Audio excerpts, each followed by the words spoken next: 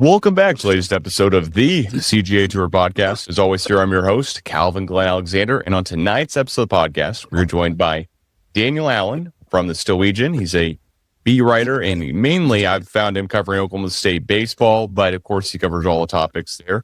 And so we'll bring him on here in just a moment and then talk about Cowboy baseball, Colin Brigman, Josh Holliday, pitching, as well as three big questions here for Trey and Daniel regarding Oklahoma State athletics. The CGA Tour, a podcast unlike any other. Now your host, Calvin Alexander. Hey Cowboy fans, today's episode is brought to you by Oakley Burklow, your go-to independent insurance agent and proud OSU alum. Oakley helps with home, auto, life, and business insurance, working with multiple top-rated insurance companies to find you the right coverage at the right price. Licensed in Oklahoma and Arkansas.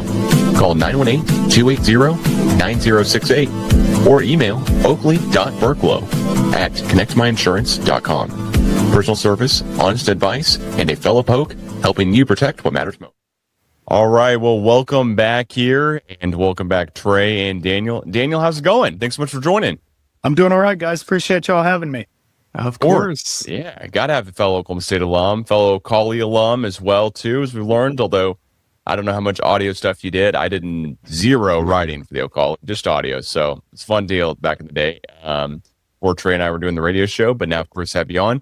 Want to go over some things here, but can you kind of recap the Oklahoma State baseball weekend for us here? Tell us about the sweep. Tell us more about the sweep over Cincinnati. Yeah, I obviously started with a win in a place they haven't won in since 2018, which is kind of hard to believe with all the talented teams Josh has had over the years. And it's always.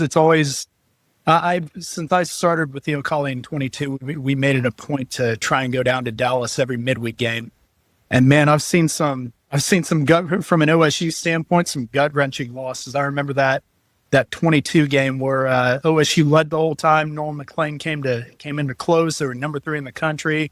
I forget who, but somebody just hit a moonshot over left field and walked it off. And yeah, it's been a tough place for not only OSU but Power 4 teams to win since 2018. But OSU obviously erupted offensively, hit 5 home runs, and I think the lingering question, albeit it was only a midweek game, how can this team carry over that offensive momentum into this weekend against a really gritty and pesky Cincinnati ball club who, I was under the impression, and I know a lot of college baseball pundits were, they're a lot better than what their record was showing. They can hit the snot out of the baseball. They've got, they don't have any pitchers with ERAs or strikeout totals that'll blow you away heading in, right? But if you watch Cincinnati, you know that they can hit the snot out of the baseball. They've got some good sluggers, and they're all about timely hitting. Yeah, there's a phrase that a lot of college baseball experts use to describe Cincinnati, and it's called Bishel ball. Hence, their head coach Jordan Bishel. I think the lingering question was, how can this team carry over that DBU game into this weekend against the ball club? And, guys, you saw him down 9-2 early, and honestly, it felt like a pretty similar, situation and scenario based off what we'd seen in over the past few weekends. But, they had that 5 spot in the bottom of the 5th, got some timely hits, some pretty big home runs, and then played at 5 and I believe the bottom of the 7th to go in and clinch that series win. And then obviously I think the home runs and timely hits are one thing, but you can't help but overlook with how the pitching staff had been struggling heading into that weekend, how efficient it was. And I think most notably without Hudson Barrett in the rotation, which really kind of shakes things up and makes things difficult to you play baseball. You know how difficult that can be. So without your ace pitcher.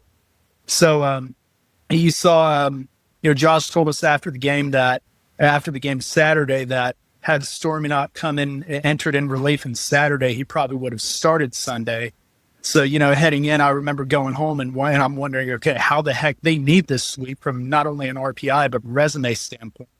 How are they going to piece this together? They throw out a kid, Bryce LeBlanc, who hadn't started a game all season at OSU. And obviously, the plan all along was for him to start as an opener But you've got to be efficient in doing that if you're gonna piece together a bullpen game. He does that. Jake Kennedy, who was so good throughout the weekend, comes in and strikes out a career high 5. He's pretty efficient with his placement and his stuff, and then obviously Drew Blake and Noah Wett come in and close it out for him. So all in all, not only was it an impressive weekend, and do I think that it showed how good OSU can be when it's at its best. I mean, it was a much needed weekend. Like I said, they were struggling with strength of schedule, with RPI, and just an overall regular season resume. And obviously a series win would have been beneficial, but to sweep a team like Cincinnati, and not only just doing that, but in the way they did it, those last 2 games, I think that was pretty much a statement. So, and it couldn't have come at a better time. You've got Kansas State on the road right after this. You've got Texas Tech on the road not too long after that. Kansas is starting to heat up. They've got them at home. Then you've obviously still got TCU and Arizona State on the schedule. So, you can't forget about Oral Roberts. ORU, the classic Cowboy killers, right? I know. I mean, just their OSU's very much approaching the heart of its schedule, and like I said, a series win was needed, but to sweep in the way they did was, I think, a statement. So overall, a good weekend for the Cowboys. Yeah, looking at the standings, the initial Big 12 series that we played in against UCF was pretty tough. I mean, right. I think we got swept. It's like, okay, this sucks. All right, sky's falling, need a new head coach. It's that time of year where we talk about the coach and, hey, who's the longest tenured coach? Oh, he's not doing that great, or as good as we want him to. All right, let's talk about the coaching experience and let's figure this out. But now you look at the standings, that UCF losses do not look as bad because UCF's leading the conference in the standings wise. Now, of course, what's also funny is overall UCF has one less win on the season than Cincinnati does at 20-9 versus when recording this year at 21-11. And Oklahoma State here after the wins this weekend has, of course, also 21 wins. So can you tell me a little bit more about why fans may be just completely wrong about Josh Holliday needing to be replaced? I mean, there's reasons Trey and I could go into just from being just big 12 homers and have our own Oklahoma State bias, of course, but what's kind of more of like the, hey, you don't realize how good you have it, or at least you don't realize how good you have it considering the guys we have on the field right now that are younger and kind of more up and coming versus the guys that have been more mature in years past.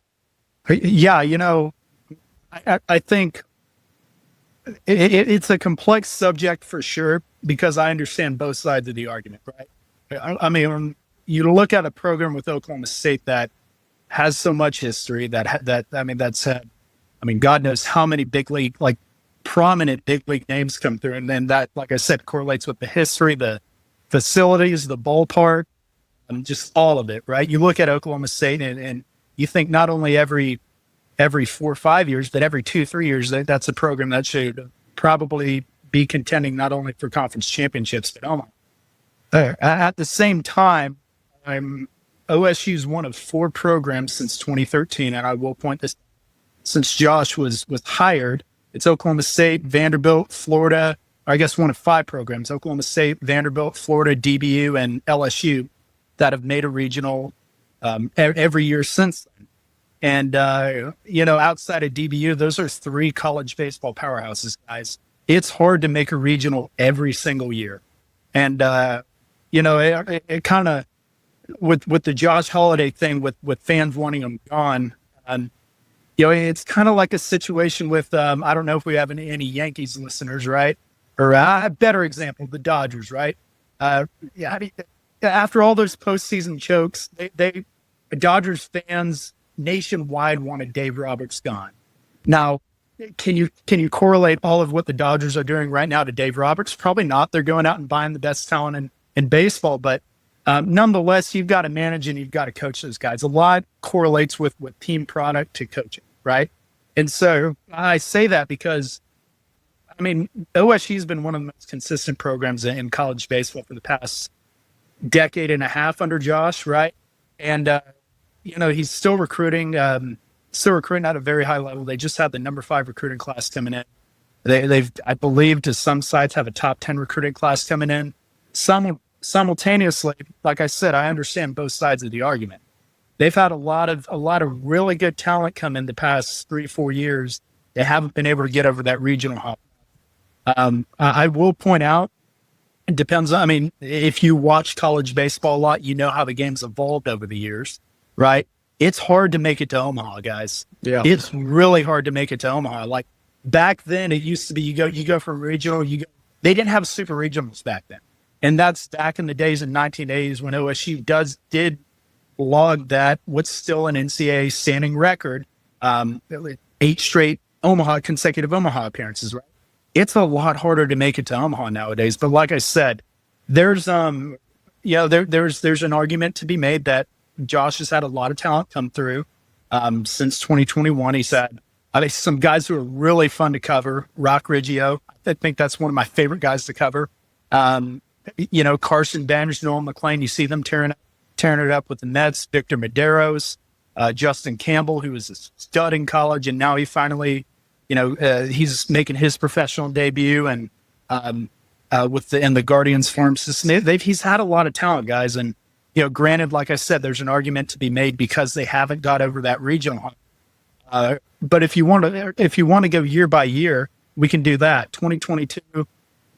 I mean, I look at that team. That's the team that could have won a national championship with its makeup, unequivocally. I don't think it's even a question. Now, but then again, you've got to point out that Arkansas team that came in. That's a preseason top 5 team. That the only reason they were a 2 seed is because they got cold down the stretch of the season. 1 year later, I mean, if you remember that 23 team, that pitching staff was good. They were carried by their offense, and then you run into a team of destiny and Oral Roberts. 1 year later, you had Florida. Okay, that happened. That was bad. But last year they struggled with injuries. You had the Stillwater fires. You had so many games canceled. You had, I can't remember off the top of my head how many rain cancellations they had. Josh put it to me in a walk-off, probably best, that it was a season full of interruption. And not to mention all the injuries they had. If you played baseball, once the guy, regardless of his talent level, as soon as he goes out, it takes him quite some time to get back to that peak level that he was at. Baseball is not an easy sport to play, and I always laugh when people, as someone who did play, when people I guess diminish the complexities behind playing baseball. You go out and you miss time; it's hard to get back going. So, at the same time, like I said, yes, there's an argument to be made. Yes, they've had some disappointments in postseason play, but they at the same time, you can shed some of that to misfortune, bad luck. At the end of the day, though, I think if you're gonna go after Josh Holliday, and again, this is from a neutral standpoint, I think you've got to point out the recruiting success. I think you've got to point out the consistency they've had. I don't think people realize the record he has against teams like Arkansas, OU, and Texas. Right? It's pretty impressive. And then I think at the end of the day, it stems, having the right head coach stems so much more from just, you've got to have the right leader of kids, right? And from all the parents and all the donors I've talked to, they like Josh.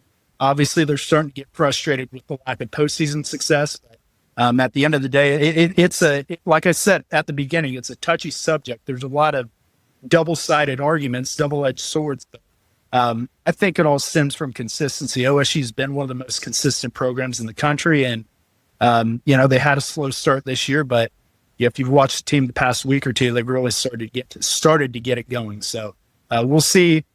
I think this weekend against K-State's going to be telltale of where they are. So we'll see. We can make a better gauge there, but I think they've really been playing some of their best baseball as of late. So we'll see how that goes this weekend. So I have a follow-up for you.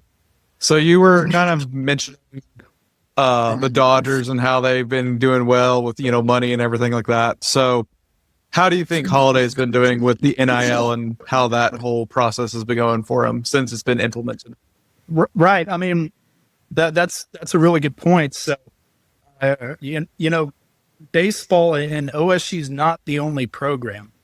As much as I love college baseball, it's not a prioritized sport for the revenue sharing and the NIL funding within most athletic departments. You got, Florida. I know there's some discomfort discomfort over there. You look at a program like OU. Why isn't OU, with how good OU baseball has been the past 3-4 years, why aren't they getting more funding, right? And obviously there's answers every single one of those questions, right? There's valid answers, but when football, at the end of the day, that's the moneymaker for every athletic. So you're going to prioritize football. OSU the past year or two, granted, could they have done more? Probably, but they've invested a lot into basketball, and then obviously with a guy like David Taylor, you bring him in and you promise you're going to put all your chips in that bag and give him all the resources he needs to compete in the portal, and you've seen that pan out the past couple of years. So I think at the same time, I think it goes back to what I was saying about history, tradition, and facilities. You look at a program like LSU, and I'm not comparing Oklahoma State to LSU by any means, but LSU's invested into baseball. The moment Jay Johnson got there, they went all into baseball, and you see how that's panned out. 2 national championships in 5 years, pretty dang impressive, right? I think if Oklahoma State would invest more into baseball, I mean, like I said, the facilities are there, the history is there, the Holliday name, which is, I mean, say what you want about how the team's done it, it's as attractive as it can get to a kid who grew up watching Major League Baseball, right? So the resources are there, I think, for OSU to be a perennial college baseball contender. I really do. I think, and I'm not going to speak for Chad Weiberg. That's not at all what I'm doing. But I think if OSU would invest a little bit more into baseball, they could see a little bit of a spark as a program. But at the end of the day, none of us call the shots. There's so much more to it than even what I know. I'm just telling you guys, giving you guys my answers based on what I know from NIL funding numbers and whatnot. But I definitely think, Josh has done his best. It's OSU's doesn't have the most money despite its history as a baseball program. I don't even think they're top 5 in the Big 12 or top 6 in the Big 12 in overall baseball spending, right? You still got, programs like BYU. That might surprise people, but the Church of Latter-day Saints is pretty rich. Then you've got Arizona, you've got Arizona State, all those programs that have so much more funding than OSU's. I think, like I said, Holliday's done his best given the circumstances, but, obviously it's a wins and losses business, and ultimately what happens down the road is going to be contingent on that, regardless of whether it's warranted or not, right? I think you said it great, though. A decade and a half plus, or a decade and a half of going to the postseason is something that is just unheralded success for any program to have. Think if it was basketball doing that, or what seat would it be in right now? I mean, just kind of different, and it's how you want to judge the book and how things are going. Also, that Florida team with Jack Caglione. I mean, that was he led the nation in home runs that year, and of course now he's, I think, playing. He's either about to make his debut or has made his debut in MLB. So I mean, there's teams we've ran up against, and you're talking about that debut team. Like, we swept Dallas Baptist.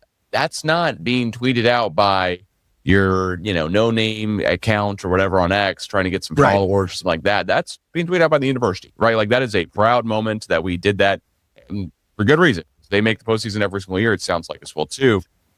In regards to what this team needs more, right, for this year, I mean, hey, sweep Samoan, you come back when you're down 7 runs at home on a season opener on a Friday. It would seem as though maybe pitching would be the deal that we need, right? Is that right? Are we looking more, hey, pitching's a little bit younger, we could really do some better here in pitching for this season, or is pitching in a good spot where we're kind of heading an upward trajectory as these guys just really get more time to start? I think if there's any focal point for OSU moving forward, I mean, especially with Hudson Barrett being out for the time being, for the foreseeable future, I think the emphasis has to be on pitching. And, granted, OSU's they've had a lot of bad luck the past couple of years with injuries. I mean, I let's just call it how it is. I will say, heading into the year, I wasn't skeptical necessarily, but there were some concerns for me about bringing a guy like Hudson Barrett, as talented as he is, fresh off of Tommy John, right? fresh off of a UCL tear, because I'm not saying they always happen more than once, but you come off a Tommy John surgery and Tommy John rehab. More often than not, there's multiple. There's more arm injuries, whether it be UCL related or not, waiting down the road, right? And I don't know the specifics of his injury, but this sounds like from what Josh told us, he's going to be out for the foreseeable future. So he said after Saturday that they're probably going to roll with Stormy Rhodes down the road. Like I said, had he not pitched in Saturday's game, he would have started Sunday. And Stormy's a kid that's he's grown. He's developed quite a bit over the course of this season. He had freshman moments a year ago, but if you watch from an analytical lens and a scouting lens, he had pretty good stuff. It was just a matter of putting it together. Now he's put it together this year. So I think for right now, is that an arm to the caliber of healthy Hudson Barrett? Probably, but it's feasible moving forward. And then you look at the bullpen, right? I've been impressed from what I've seen from Noah White. It's like night and day from what you saw a year ago, right? Now, did he get unlucky against BYU? Yes. And I'm going to say unlucky because if you guys watch those games, those were two remarkable rallies. If we're being honest with each other, those were impressive. And you had a guy in the finale too, who was only in because he was pinch running. I don't think he was hitting over 200 on the year, and that's a fastball that's up and in. That's a hard pitch to hit, dead center, right? And so at some point, kind of like Josh told me, you got to tip your cap. Did the offense probably lose them both of those games? Yes, let's call it how it is. But going back to Noah Weck, he's been night and day what he was last year. At the same time, he's only a sophomore, right?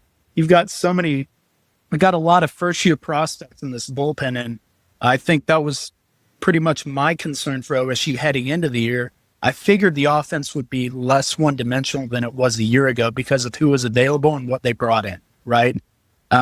But at the same time, like I said, my concern was really within the bullpen because there's so many new-look first-year guys and younger guys, and you've seen those guys. It hasn't been pretty at all times, even as of late, but you've seen, if you watch the team closely, you've seen those arms better. Like I said, Jake Kennedy, night and day what he was last year. Noah Weck, night and day what he was last year. Stormy Rhodes, night and day what he was last year. Bryce LeBlanc just had probably the best outing of his Division I career, right? And they pieced that Sunday game together against a really good offense with a bullpen game too, which is pretty impressive. At the end of the day, I think the bullpen's still a little shaky. They're like Josh told me on Sunday, they're by no means a finished product, not even close to it. But you've seen the improvement over the course of the season. Has it been pretty as of late? Probably not. But if you watch the team closely, you see them getting better. So they'll be tested this weekend. K-State has about as good of an offense as it gets, right? And then, like I said, not too far after that, they're going to face a Texas Tech team that has a 360 team batting average midway through the season, which is insane. So they'll be tested over these next few weeks. But I think if you're an OSU fan, you've got to be pleased with what you've seen as of late. So. Well, also Casey Porter, who I think is a big fan of yours, and I know I've had him on the podcast with O State Daily before. He was talking a lot about TP Wentworth and just how he's doing this season. A little more insight on an OSU legacy, right? And how he's been doing this season as well too. I understand it's not baseball, but still. Are you asking just kind of about his dad's history, or no? Just really more about him. He's one of those guys where. When I see social media clips that OSU's putting out, right? I'd be lying if I say I'm watching every single baseball game from the first inning all the way to the end, just every single one. But he's one that seems to get a little bit more praise, a little more shout outs and stuff like that here. So just got some more information on how you think he'll project and if he will be one of those guys that is the mainstays in the bullpen for the rest of the season, or, if we'll see him maybe, maybe close a game or so. I just don't know how he kind of fits in here because he's just not one of the names that you mentioned, but Casey had mentioned him several times here as being one of the great Oklahoma State pitchers.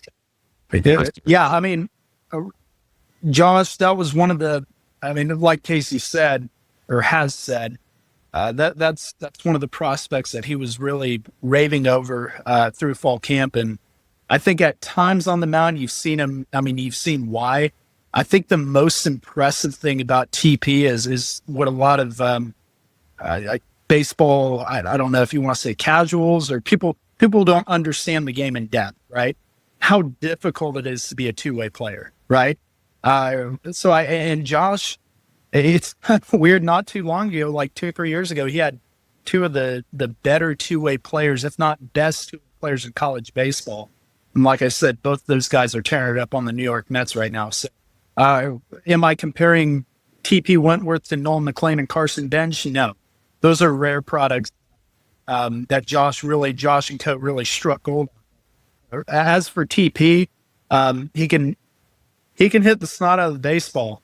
I mean, that's a vintage college baseball slugger with his stature, his build, and just his swing. It's a pretty swing, guys. It's a beautiful swing. And, TP was telling me too, that his dad played golf his whole life, didn't play a lick of baseball, was his hitting coach, right? They kind of played that game of trial and error together during TP's high school career. Fast forward, it's worked out so far, right? Which is kind of funny, but TP's just, like I said, got that classic slugger build. I'd say he's more valuable offensively, much more valuable offensively, but his stuff can't be overlooked. I mean, that's I don't know if he'll grow into a starting role at some point this year or anytime next year. Or to your question, Cal, whether he'll move into a closer role, I think Noah Lex kind of got that locked up, right? But nonetheless, depth is probably one of the most vital pieces within pitching. And regardless of what role he has, that's added depth to a bullpen. And if he can continue to show what Josh was bragging about in the fall or during team media day, I think OSU is going to be in a good situation bullpen come postseason play.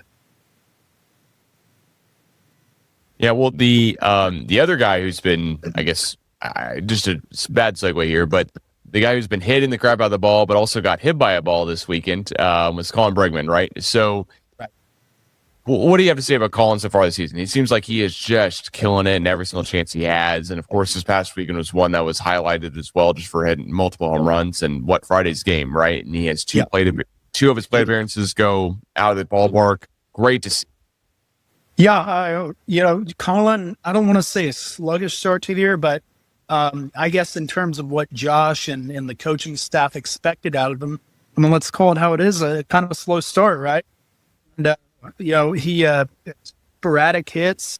Colin told me on Friday that it was probably a product of him maybe trying a little bit too hard and obviously mixing in a little bit of bad luck, which, you mentioned OSU Twitter birds early on, which those guys might not factor in. There's a lot of luck in a sport like baseball, but the past week, guys, it's kind of felt like, I don't want to say a coming out party because, especially last year, you saw what Brueggemann can do offensively, but it's a product. I think it's a glimpse into what he can be and what he has been, right? With a guy like Brueggemann, I think, let me put it this way, you know what you're going to get in a guy like him, right? He's a 270, 280 hitter. Who can really, deliver some timely hits and, like you said, hit the snot out of the baseball. You saw that 5 times this week. Two very timely home runs against DBU. 2 probably even timelier home runs against Clemson on Friday, and then got him going early on Sunday. I think, like I said, you know what you have in a guy like that. You rely on him to be good defensively at first, which he has been. He's a 270, 280 hitter who can get you some timely hits. And then I think what stands out the most about his game is obviously his power. And when you're that tall, right, that's kind of what you expect. But yeah, no doubt, guys, like you said, I mean, this was an impressive weekend for him. And, the offense really seems to at least be starting to find its stride. And like I said earlier, I think heading into this year, I think the smallest area of concern was offense. because on paper you see what they brought in and what they returned. You look at that lineup and you're like, okay, they're going to be a lot less one-dimensional and relying on the home run ball than they were a year ago. Now, like Josh said on Friday, he'll always take a home run, right? But yeah, I think Brigman's really a product of that team starting to find its stride offensively. And, I said earlier, their pitching staff's going to be tested against K-State. They're going to need their offense best for sure. So do you think the offense can flow over to the next series and next couple of series, or do you foresee us kind of having batting struggling again like earlier this season? Well, pitching isn't really a strength of Kansas State from what I've seen. So if I'm an OSU fan, I'd certainly hope so, right? It's baseball, guys. Baseball's a game that's so fickle. Like you can be on a 3-week stretch where you're hitting 600 and then out of nowhere you go 1 for 10 again, right? It's a weird game and it's all mental. But and then I say that to say I can't predict the future. Obviously, I mean, two of K-State's starters could have career best or season best games, and you'd never be able to project things like that. But like I said earlier, I think what you saw this weekend against a really good, a Cincinnati team that's a lot better than what people give credit for. I think that's certainly a good sign. And DBU doesn't have a bad pitching staff at all either, right? And you're able to go in there and play 14 on them at their own ballpark. It's only a midweek game, but the fact that carried over into this weekend, and something else I want to point out, they've been down with big deficits at times, a handful of times this year, and they haven't been able to rally, right? They were able to rally on Friday, and like I said, I can't predict the future, but that's always a good sign, especially in a sport like baseball. So, I think OSU matches up well against K-State. They're not good on the road. They haven't been good on the road. I think they're 1-5 in conference play on the road. But if there's a weekend to, I guess, carry over from one good outing to the next, I think it's this upcoming weekend. Yeah, well, I'm hoping for not a redo for the BYU series where one bat went into the stands, at least, or at least went to the net. That I definitely was watching that game. And you talking about rallies, I think I was at the only other rally this year where we put up 10 in the bottom of the fifth against South Dakota State in that 4.5 hour game, which, you know what? Blood pressure was high on the drive home, for sure, with that walk-off win there and letting South Dakota State 5 in the top of the ninth. But I also want to ask both of you guys here some kind of 3 big OSU questions that I put together here for really just overall athletics. So Trey, I'll ask you first here. What would surprise you more? Oklahoma State makes it to March Madness in basketball this upcoming season, just makes the postseason tourney, or gets to 10 wins in football? Which would surprise you more? That's a good question. I'd say probably football winning 10 games. And I mean, look, I rightfully so. OSU fans are excited about Eric Morris and what he's brought in. They've had some pretty good portal transfers, but at the same time, if outside of Kurt Signetti and Sonny Dykes, who we're going to talk about, Sonny Dykes really played off of Gary Patterson's players that first year. If you can name me another team that's gone in, not only from a I guess a dark era of a program, much less a 1-win season, and win him 10 games the next year, I mean, I'd love for you guys to tell me, right? Because I can't think of the last time that's. I remember right after Morris was hired, so many journalists and beat writers were marveling over, I guess, comparing instances to Kurt Signetti. But I think what people have to realize is there's only one Kurt Signetti, right? Turnarounds like that, they're not going to happen year after year. Like instances like that's I don't want to call it an anomaly, but it's a unique story, right? I don't know if that's ever going to happen again. I don't know if there's a coach waiting at James Madison who nobody else wants to take a shot on. You're Indiana, you don't have a lot of money, so you go take that chance and boom. That's a rare product in not just college football, but college athletics. So I think looking at Eric's team, I think they've got good pieces. Obviously, I think they're recruiting pretty well. They just got 4-star or 3-star quarterback commit, and obviously had a really good transfer class. But when I look at this football team, again, I haven't seen him play, but I think it reminds me a lot of the old and Gundy days where they're going to have to outscore a lot of teams. And granted, Gundy's teams, I mean, there were a handful of 10-win seasons with that formula. There are also a lot of like head-scratching losses, right? That probably shouldn't have happened on paper. So, I think I gave him 7-5 in my preseason projection, which obviously doesn't involve them beating Oregon. I don't know if you guys were hoping for that, but 5-4 in the Big 12. In the Big 12, nonetheless, I think that would be a successful season. At the same time, Steve, I'm not gonna sit here and act like it wasn't as surprising. I don't want to call it a collapse because you didn't see them doing this poorly in conference play, but with the defensive issues they had earlier in the year, you kind of saw it. You kind of saw them shifting downward, right? Now, like I said, did I think it would be that bad? Probably not, but nonetheless, it happened. So, but at the same time, you've got to look at his first year, and the fact that he's able to win 15 games with that roster was impressive. And this year happened, but he's recruiting well. He's getting his own guys in. Granted, they're going to be freshmen, but at the same time, he's still got time to piece together a pretty good portal class. So, they were on the bubble for most of the year this year. And I think if they can patch some of those defensive issues, I think, Lutz's track record is offense, right? Offense is always going to be set with Lutz at the helm.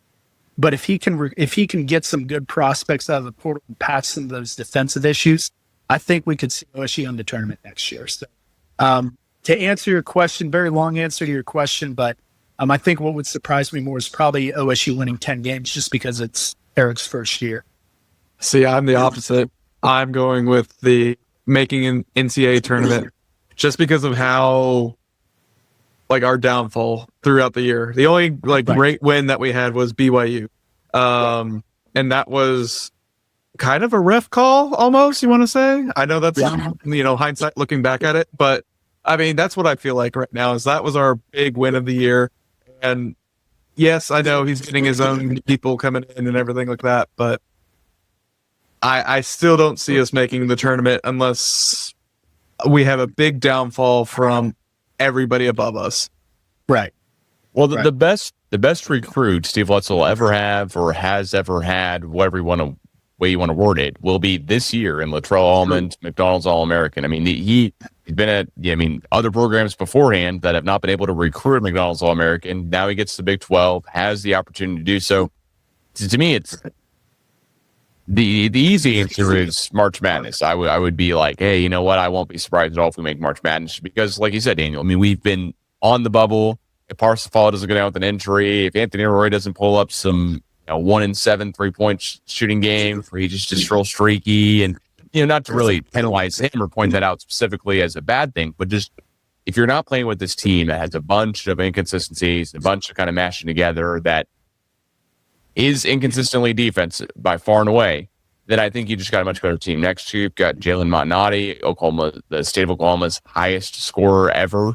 I know that's kind of the way basketball is trending, so I'm not going to put that all on him, but it is an accomplishment either way.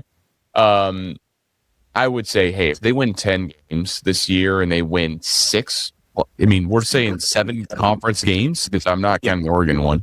As Daniel said, then, you're saying we're going to win more than 7 conference games to get to 10 wins. That's just a really tough deal. I don't know how many other teams could flip the script like that, but I'm going to say basketball should theoretically be easier, to make March Madness, of course, than 10 wins at a Big 12 season where you got to face a top 5, top 3, depends on what Oregon is preseason ranked, in the non-conference.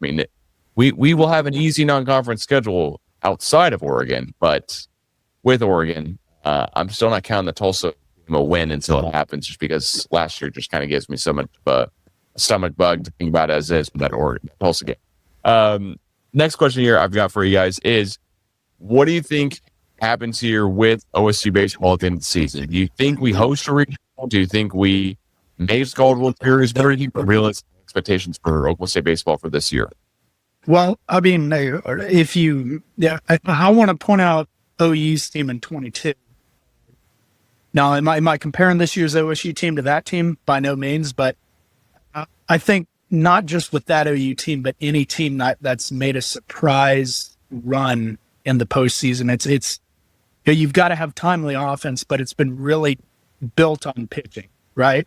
Guys, not only established pitchers, established arms, but guys who kind of come out of, I don't want to say come out of nowhere, but break out in the postseason, right? It's really contingent on collective pitching.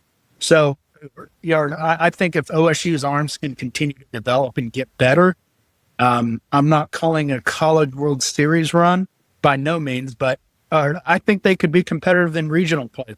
I really do. Now, I will say, I think they've had some losses this year that have really tanked their RPI.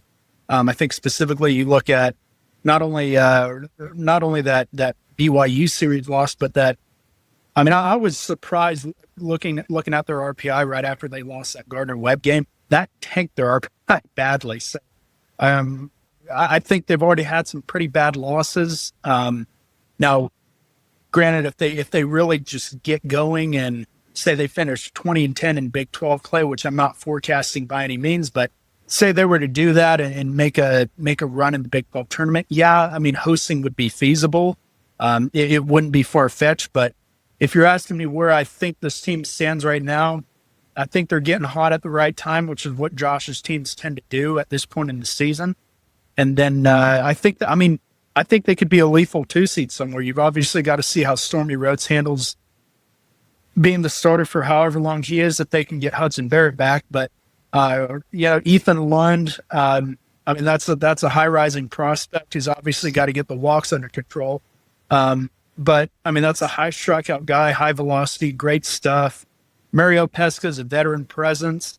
He's been pitching his baseball the past 3 weeks. And then, like I said, if Stormy Rhodes can keep doing what he's doing, I think by the end of the year, I think I could see him 18-12, maybe 19-11 in Big 12 play, and be a dangerous 2-seed somewhere come regional play. Yeah, I kind of agree. I don't think we're going to be hosting a regional unless we get really, really hot or win the Big 12. That's the only way I can kind of see it right now. And of course, like you already mentioned some of the hard losses, but we also lost to that awful loss to Arkansas and OU at the beginning of the year. That was just not good. So I'm sure we're probably going to, like what you said, maybe a 2-seed. All right. Well, last question here before we get out of here and wrap up the podcast. And this is kind of more of a question just for Daniel, really. Any idea what is going on with the transfer portal when it comes to the basketball, both men's and women's? Do you think that Lutz is going to have real success and that Hoyt's going to have great success here in the transfer portal? I know the hot topic is there's several players on the women's team that have transferred out, but I don't want to ask you that much of a pointed question. Just kind of ask you if you think they'll be able to, kind of get back to the NCAA tournament next year for the girls, and if the guys will be able to bring in some supplementary pieces for a lot of guys that are kind of seniors that were able to contribute to this team, specifically, of course, Parsifal and Anthony Roy, who, both are done with their eligibility. I'm pretty sure I'm clear on saying that, but you never know these days. Yeah, I think for Lutz, when you look at this going into this past season, right? You looked at that team and you looked on paper, that's an NCAA tournament team. I think what you couldn't forecast was the defensive woes, the recurrent defensive woes that they had. But you look on paper, that's an NCAA tournament team. Am I blaming that on Lutz? Absolutely not. I think what happened with that team was he recruited so many star players on their former team that fit that run and gun type of offense. I mean, they're good occasionally on defense, but that's not a roster that's going to give you like a top 20, top 30 defense that OSU even saw consistently under Mike Moore, right? And I think that's why, when I watch that team at times, I'd look at other media members during games and say, this looks a lot like an AAU team, doesn't it? And it did. I mean, I think that was more of a product of elements that Lutz wasn't really able to forecast. Like I said, when you look at that team, that was an NCAA tournament team on paper heading into the year at least. That being said, he was able to get those players, right? Despite, regardless of whatever argument you want to throw out or knack you want to throw out, the lack of NIL funding, outdated facilities, whatever you want to say, he was still able to get those guys. And so, I think given his style of offense and his style of play, at the end of the day, that is attractive to a lot of young recruits and a lot of in the modern age. And so I don't think going out and getting splash portal pieces is going to be an issue. I really don't. Now, on the women's side, Hoyt's always been a good portal recruiter, but that's a lot of work that you're going to have to do in the transfer. I don't think. I think if anybody told you they saw this coming, they'd be lying to you guys. I look one day and I see. I see 2 of their starters are in the portal. Next thing I know, 5, and then now I think up to 8 are in the portal. So, like I said, that was pretty unforecasted. But like I said, similarly to Lutz, she's proven she can go out and not only get splash portal pieces, but pieces that can fit the roster to her liking and to her style of play. So, again, that's a much more difficult issue with 8 people transferring out. But I think when you're going to project these kinds of things, you've got to look at pedigree and history. And I think JC's done a pretty good job of being able to piece together a roster through the portal in years past. So, I don't think that should be a concern for either side. And it'll be interesting to see how the next few months unfold for sure. All right. Well, Daniel, all sounds great. I trust the coaches to be able to put something together, and definitely trust your insight is here, of course, as well here. Thanks so much for joining on the latest episode of the CGA Tour podcast. If you're an Oklahoma State fan, you're not already following Daniel on X, it's at ByDaniel25. By Daniel Allen 25. There's plenty of Daniel Allens in the world, so I understand how to make your own unique username. But at by Daniel Allen 25 on X, Twitter, whatever you're calling it. And of course, thanks so much for joining here. We'll catch you guys again soon. Cowboy fans, today's episode is brought to you by Oakley Burklow, your go-to independent insurance agent and proud OSU alum. Oakley helps with home, auto, life, and business insurance, working with multiple top-rated insurance companies to find you the right coverage at the right price. Licensed in Oklahoma and Arkansas. Call 918-280-9068 or email oakley.burklow@connectmyinsurance.com. Personal service, honest advice, and a fellow poke helping you protect what matters.